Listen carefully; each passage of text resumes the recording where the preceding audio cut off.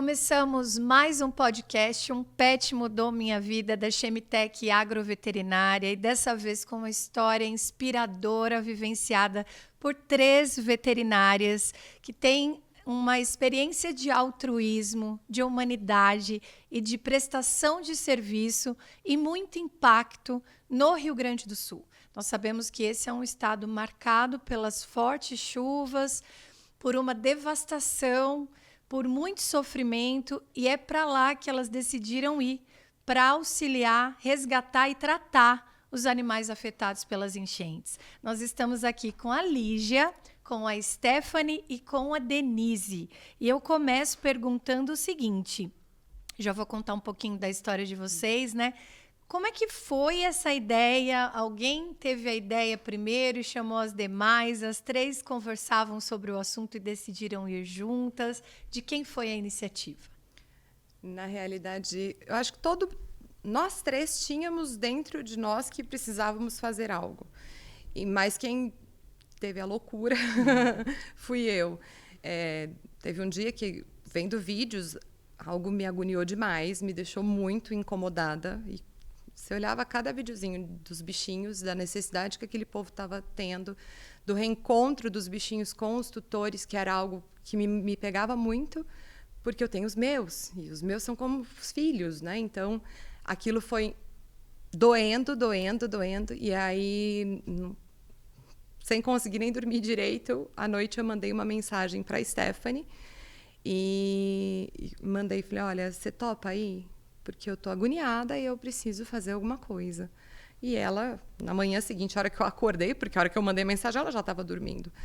Aí ela já tinha respondido que topava. Nisso, a Denise já estava, todo mundo já estava meio que engajado de arrecadações e de tentar fazer algo. E aí a Denise, que também já estava engajada em arrecadar, não, eu quero ir também. Olha só, as 3 trabalham juntas, né? A Lígia, ela é diretora do setor de internação de um hospital veterinário em Suzano, na Grande São Paulo. A Stephanie trabalha com ela diretamente. Stephanie Ramos é graduanda em intensivismo veterinário, né? Médica veterinária também. E a Denise Breviglieri é uma médica veterinária especialista em cardiologia e pneumologia. As 3 trabalham juntas e decidiram embarcar nessa jornada que não deve ter sido fácil. Como é que foi a ida? Quanto tempo de estrada? Como é que vocês se organizaram? A gente resolveu ir de carro. Então, inicialmente, quando a gente decidiu, não, nós vamos, né? Então, a gente precisa fazer uma arrecadação dos insumos. E aí, ali já abriu uma vaquinha virtual para a gente arrecadar esses insumos. E a gente até tinha uma ideia menor, assim, né? Louca. A gente colocou 6 mil de valor final da vaquinha, e no final da vaquinha já estava em 25 mil.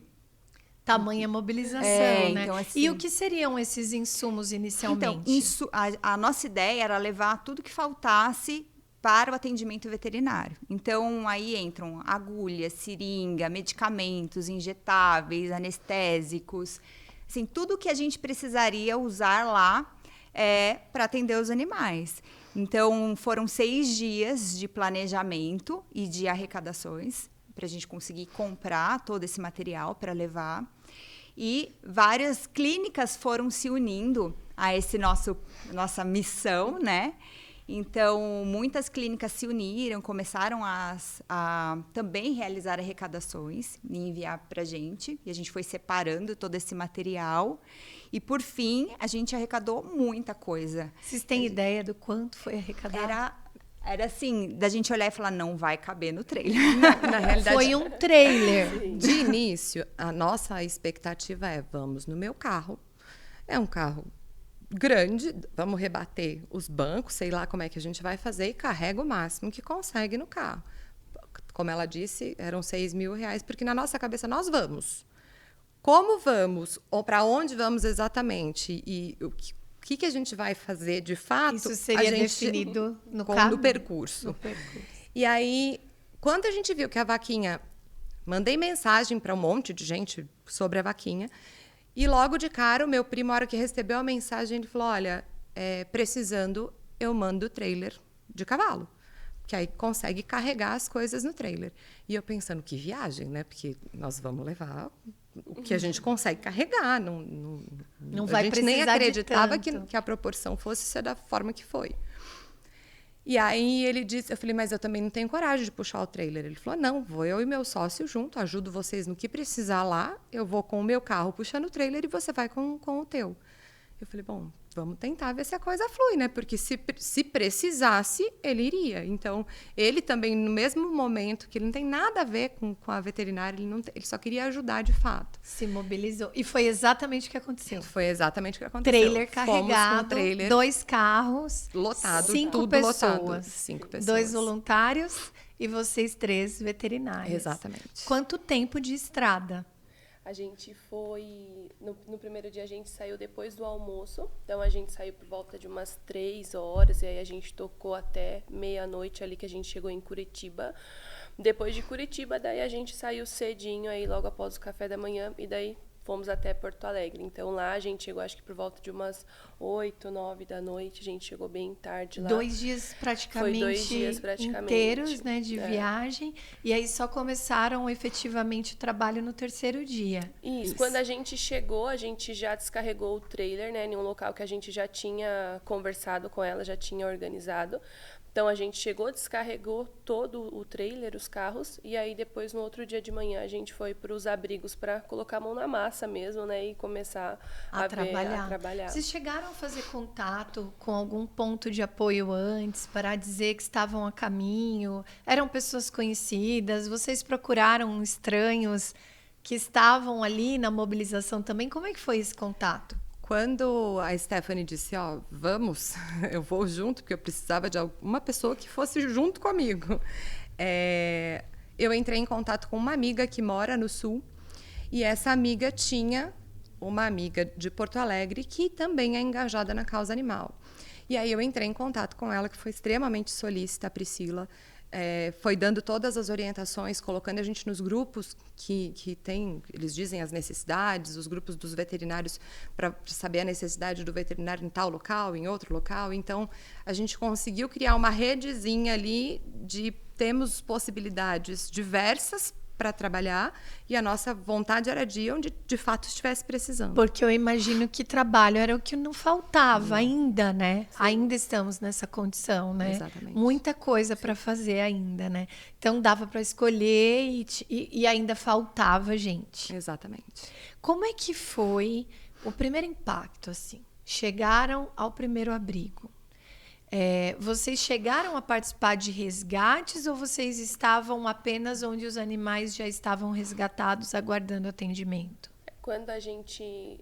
Na realidade, o primeiro impacto da cidade, quando a gente chegou, a gente falou, acho que a gente está no lugar errado, porque assim, estava funcionando tudo perfeitamente. Então, restaurante, bares, boliche, tudo aceso ali, funcionando. E aí a gente ficou, será que a gente realmente está no lugar certo, né? E aí a gente descarregou, né? E no outro dia de manhã a gente foi para os abrigos. E aí sim que bateu a realidade, né? O choque de realidade. Que daí a gente viu os abrigos aí com muitos animais. O primeiro que a gente foi tinha em torno de uns 300 animais.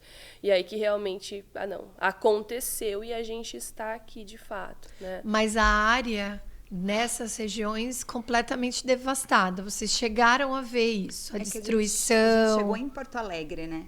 Então, quando a gente chega pela parte da cidade que não foi afetada. Uhum. Então, tá tudo funcionando normal. Não tem destruição naquela área, né?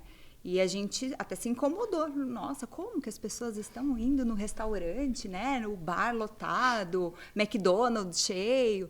Mas, de fato, assim, a área acometida a gente foi ver no dia seguinte. Porque eles fizeram barreiras justamente para a gente não entrar nessas áreas com o carro. E né? como é que vocês fizeram para transpor essas barreiras? Vocês acessaram com os carros ou tiveram que fazer esse trajeto a pé? Não, na realidade, os abrigos foram alocados em locais mais seguros quanto às enchentes. Uhum. Então, quando tiveram que tirar os animais, as pessoas também colocaram em bairros onde a enchente não alcançava. Uhum. Então, tem até uma parte do bairro que nós estávamos que chegou a ser afetada pela enchente, mas já não estava mais cheio de água. Só que pela cidade, conforme a gente vai andando, Tem locais que a gente não consegue acessar mesmo, que tem barreiras, e nem deve, porque ali Sim. só tem água Sim. e não tem mais o que ser feito até que a água baixe.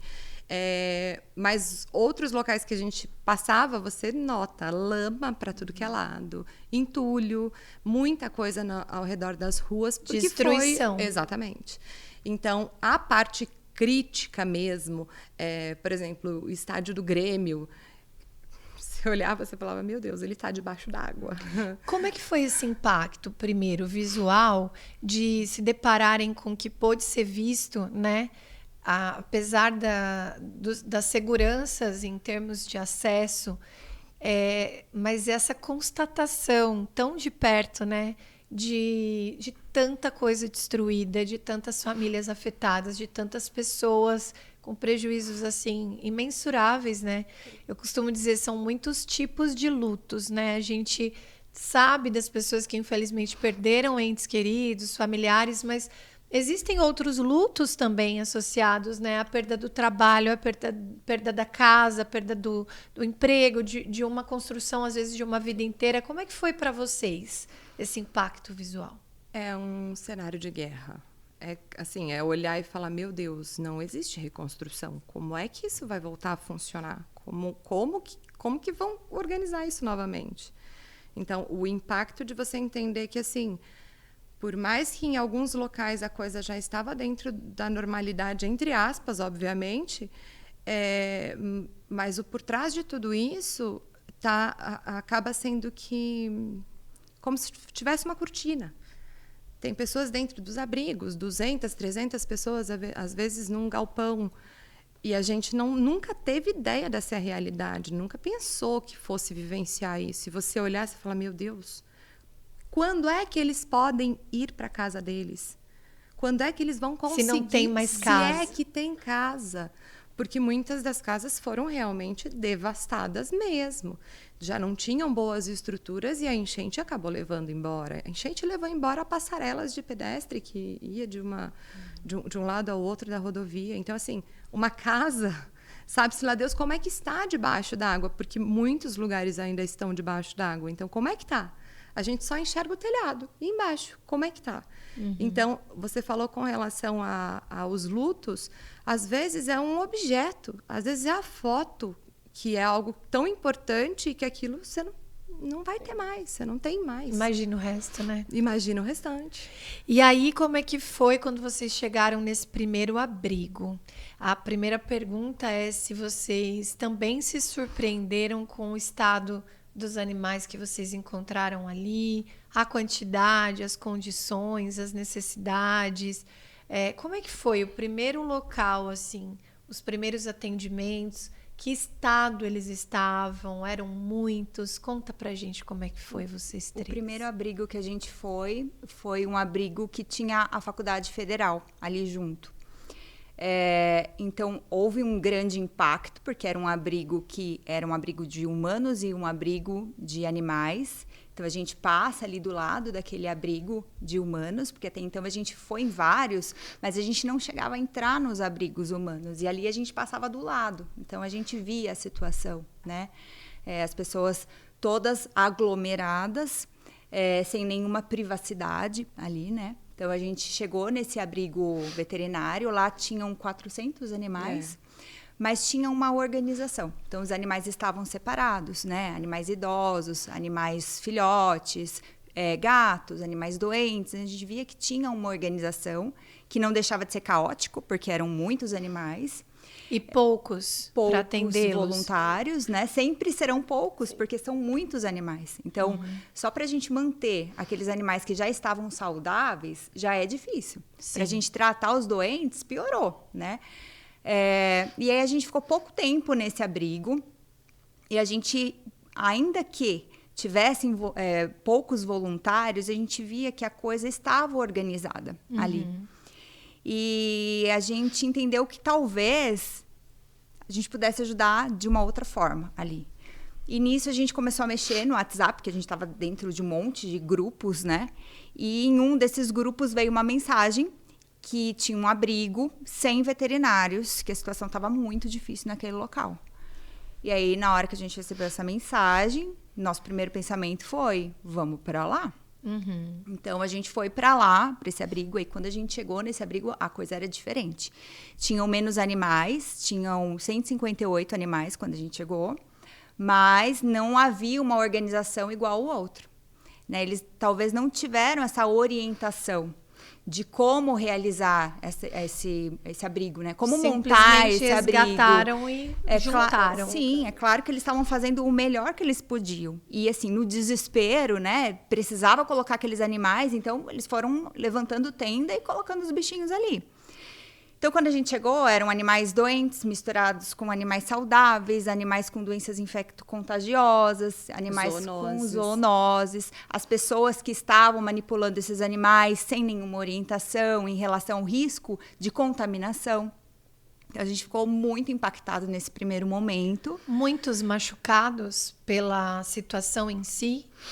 Com feridas de pele, né? Feridas de pele e doenças resultantes ao contato com a água, então leptospirose, diarreia e da própria aglomeração. Então, doenças respiratórias, né? Um monte de cachorrinho junto com doença, um vai passando para o outro. E em relação às zoonoses, eu imagino, obviamente, que vocês foram preparadas, mas tiveram medo? Porque apesar de todo o aparato, todas as questões de procedimento que vocês dominam, o risco era maior e vocês estavam mais expostas, né?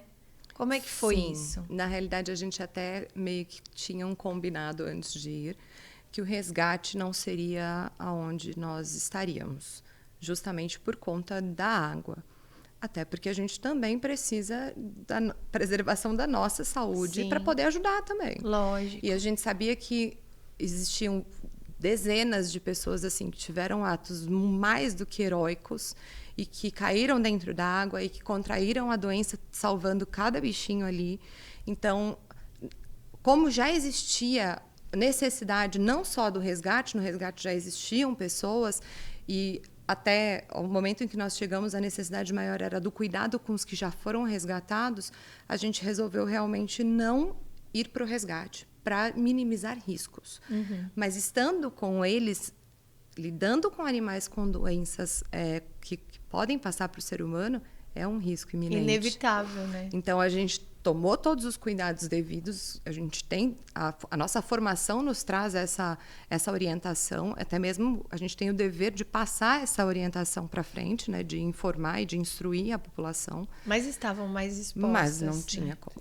Alguma história marcante? Quantos abrigos vocês percorreram? Acho até uma pergunta descabida, porque todas devem ter sido muito marcantes. Mas eu quero saber se para cada uma de vocês algo tocou mais profundamente, sabe? Em termos de tratamento, reabilitação desses animais, ou algum bichinho ou tutor, alguma história que tenha comovido, impactado de uma maneira diferente cada uma de vocês, né? Mas vamos por partes, que é muita coisa para perguntar. Quantos abrigos vocês acabaram percorrendo? Nós fomos no total de 3 abrigos.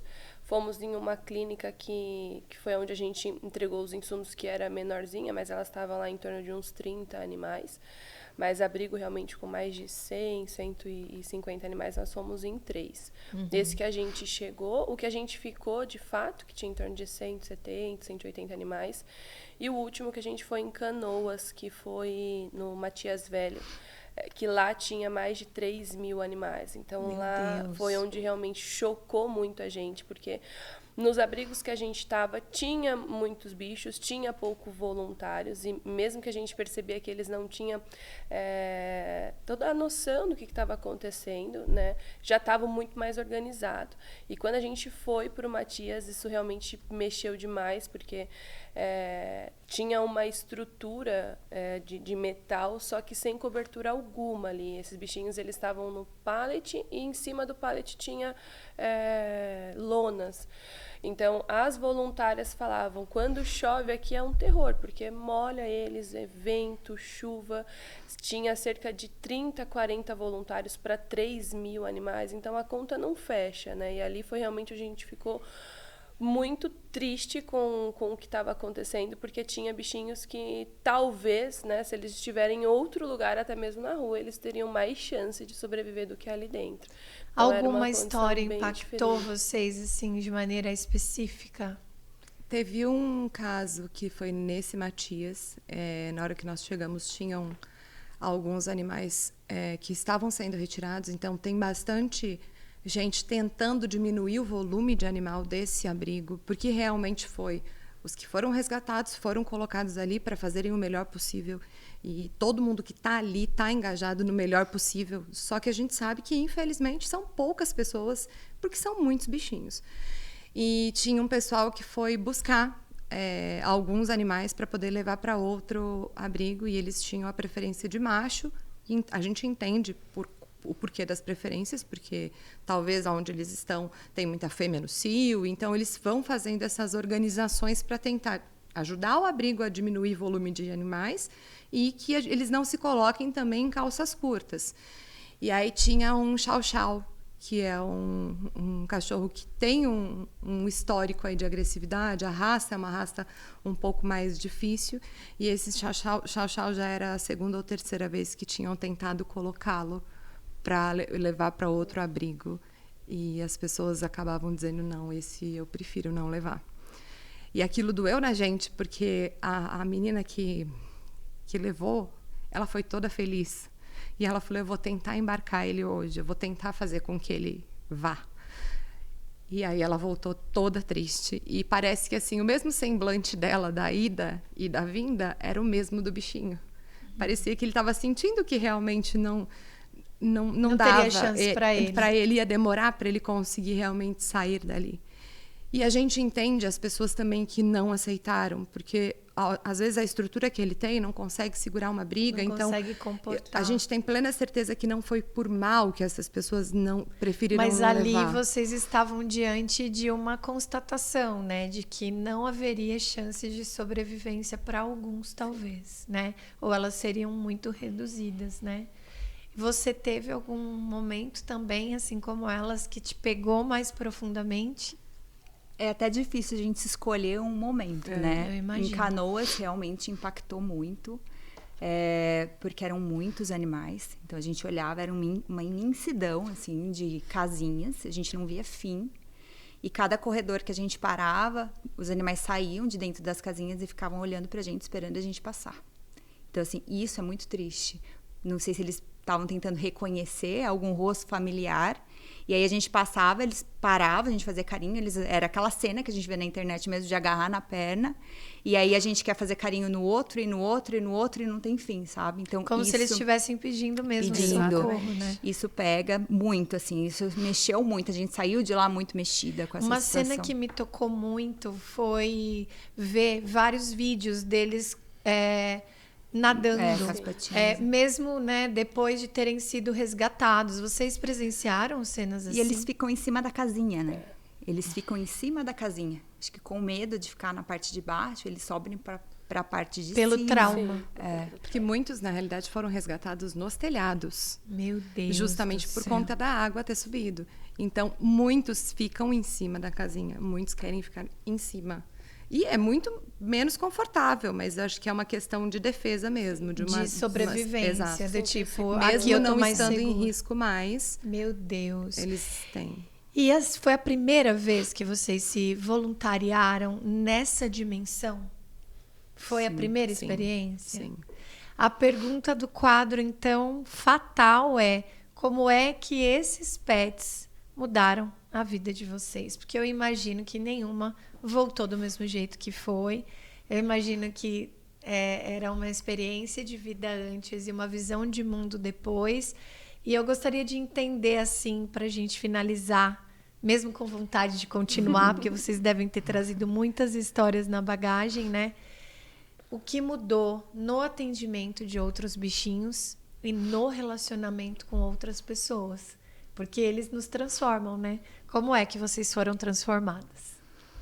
Eu acho que o principal nos pegou até mesmo lá, antes mesmo de vir, em que a gente entre a gente conversando que a necessidade, claro, lá está num momento de caos, é algo que nunca foi visto na história, mas tem muitos aqui que precisam.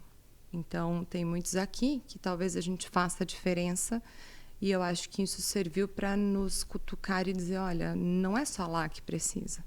Então, eu acho que agora, realmente, as nossas forças estão voltadas para lá, para tentar ajudar até à distância, mas no melhorar da situação lá, a nossa ideia é realmente tentar fazer pelos que estão aqui também. A consciência foi expandida. Foi. E eu acho que nos mostrou muito com relação à empatia mesmo. A empatia tanto pelas pessoas que têm aqueles bichinhos, quando é que elas vão conseguir levá-los para casa, se nem casa elas têm. Então, isso faz com que a gente pense muito no que é na representatividade do pet, do animal na vida de cada um. Porque a gente vive uma bolhazinha na nossa vida, a gente vivencia muito os clientes que nós temos, que gostam muito dos pets, mas é no momento de tragédia que você consegue enxergar que, assim, talvez aquele bichinho fosse realmente o que mais representasse na vida daquela pessoa. O que mais ela precisava, a única coisa que ela precisava salvar, talvez foi salvo, mas ela ainda não tinha como ficar com o bichinho. Então, eu acho que ter empatia pelos que amam de fato os bichinhos, e isso muda muito, acho que a gente já tem uma sensibilidade um pouco maior por trabalhar com isso, mas eu acho que tentar entender que a necessidade não é só no momento do caos, não é só onde realmente tem a tragédia. A necessidade dos pets, elas são constantes em qualquer lugar.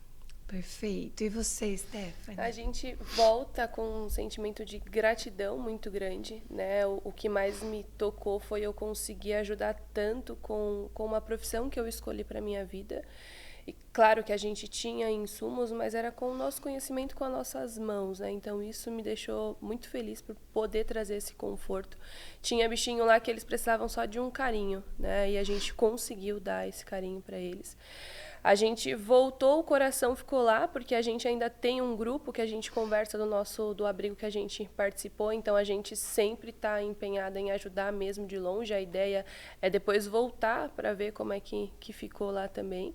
Mas é o que a Lígia falou, a empatia, ela acabou expandindo demais, né? Porque, de fato, tinha pessoas ali, a gente acompanhou um reencontro e, assim, foi surreal você ver a senhorinha encontrando os 3 cachorrinhos dela. Aquilo, para ela, valeu, né? Ela já, independente do que ela perdeu, do que ela passou, a gente via a felicidade naquela senhorinha. Então, pra gente também foi no primeiro dia que a gente chegou e a gente já ficou, ufa, conseguimos melhorar um pouquinho o sentimento. Porque o coração, ele ainda fica bem despedaçado com tudo que está acontecendo, né? Mas a gente voltou com um sentimento de gratidão mesmo do que a gente conseguiu fazer. Sabe que foi pouco, tem muito mais para fazer ainda, mas a gente conseguiu entender que a gente, de fato, conseguiu levar um conforto para pessoas e para os bichinhos que estavam lá.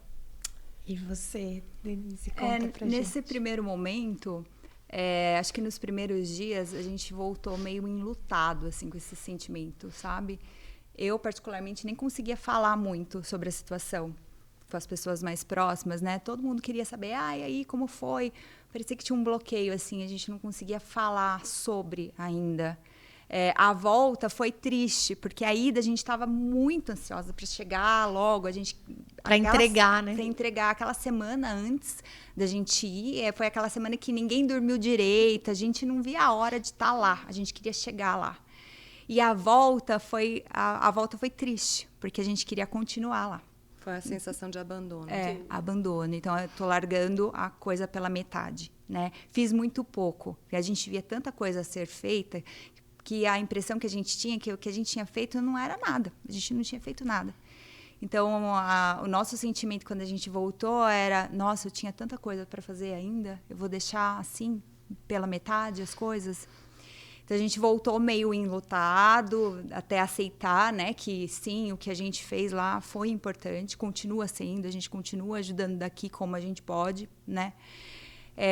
Mas o que me pega é esse sentimento da Stephanie de gratidão. Gratidão pelo que a gente tem, né, pela nossa família, pela nossa casa, por pequenas coisas que às vezes a gente não valoriza, né?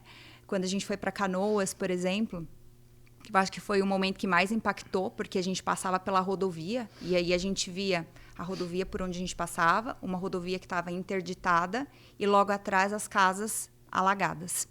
E nessa rodovia interditada tinham barracos. As pessoas foram montando seus barracos ali na rodovia e estendendo a roupa ali na grade, que separava as duas rodovias. Então, a gente nem sabia se elas estavam na frente das suas casas, esperando a água baixar.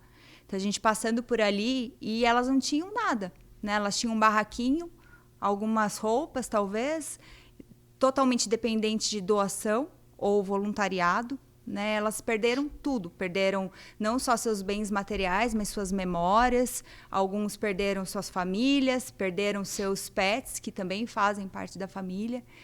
Então, eu voltei com esse sentimento de gratidão pelo que a gente tem, com essa sensação, a gente pode sim fazer mais em qualquer situação, não só numa situação de catástrofe como foi, mas no nosso dia a dia, né? É claro que a gente já tinha algumas ações, né? Mas não nessa dimensão, né? Que a gente teve, que a gente conseguiu unir muitas clínicas. Então, várias pessoas que a gente nem imaginava se uniram a essa missão e não, vamos ajudar, fizeram campanha e foi uma união bonita. Sim, sabe? Eu acredito que de tudo que a gente vivenciou, o que a gente leva, todos nós, né? Cada um na sua experiência, no seu recorte, no seu lugar, é essa capacidade que nós ainda temos de nos unirmos, né? Porque nós somos a única espécie que é capaz de perder a própria natureza. Nós nos desumanizamos, né? Os bichinhos não fazem isso com a espécie deles. Eles continuam sendo o que são. Nós não. E um pouco mais de humanidade, né, para os humanos, muitas vezes é possível a partir de uma mobilização como essa que a gente tem assistido. Parabéns, história de vocês emocionante demais. E nós também nos sentimos gratos de saber que existem pessoas como vocês que podem nos representar de alguma forma com um conhecimento que a gente não tem, com uma entrega que a gente não pode fazer, mas pelos pets que a gente ama, né? Uma situação que não pode ser transformada sempre nos transforma. E eu tenho certeza que não foi diferente com vocês. E vocês contarem essa história também nos transforma de alguma maneira, viu? Parabéns. Obrigada. É isso aí. Encerramos mais um podcast. Um pet mudou minha vida. Nesse caso, muitos pets mudaram muitas vidas. E a gente se encontra no próximo. E aguarda a sua sugestão, seu comentário e até a sua participação por aqui. Até mais.